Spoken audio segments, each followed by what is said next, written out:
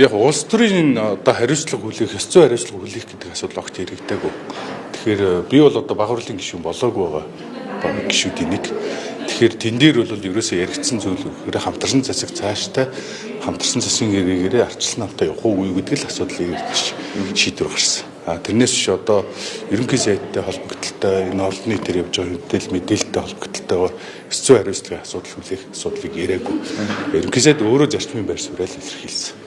Тэгээд арчсан намаас гаргачихж байна гэдэг чинь хамтарсан засгийн газар цаашдаа ер нь бол дэмжихгүй, энэ засгийн газрыг дэмжихгүй л гэдэг танаа одоо Монгол Ардын намын төлөөлж тэгээ гаргасан юм шиг байна. Тэгэхээр одоо эргэцэн хувьд ямар байдлаар орж ирэхийг бид нар мэдэхгүй байгаа. Их хурлын гишүүнийхээ зүгээс бол бидэнд одоогор мэдээлэл танилцуулдаг байгаа. Магадгүй маргааш шинж болго өнөөдрийн засгийн газрын хуралдаанаас ямар шийдвэр гаргахыг бид нар хүлээж ийн тэгээ харж байгаа л шийдвэр. Өнөөдөр бол тогтоолын төслөө оруулж ирэх юм, өргөн барих юм байна. За маргаашнаас ингээд процессын дагуу улсын хурлаар хэлцэгдээд яв. Та дэмжих үү?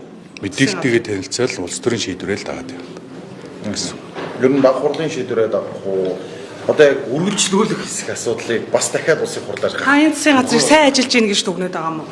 Гэхдээ ямар ч юм одоо сайнтай муутай байгаа шүү дээ. Тодорхой хэмжээгээр бол үзэл бодлын хувьд улс төрийн шийдвэрийн хувьд бол бид нар одоо маш олон том төслөө хөдөлгөж чадсан. Гэхдээ нөгөө талаас харах юм бол энэ чинь 118 гишүүнтэй үндсэндээ нэг нам парламент зохилчлоо шүү дээ.